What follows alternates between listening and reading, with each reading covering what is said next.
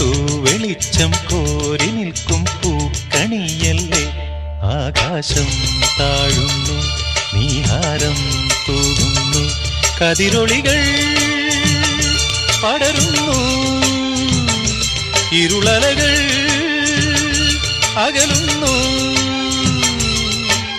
പുലർന്നു പുലർന്നു തെളിഞ്ഞു തെളിഞ്ഞു ചുവന്നു തുടുത്ത മാനം നോക്കി കൂട്ടിൽ നിന്നും മേട്ടിൽ വന്ന പൈങ്കിളിയല്ലേ.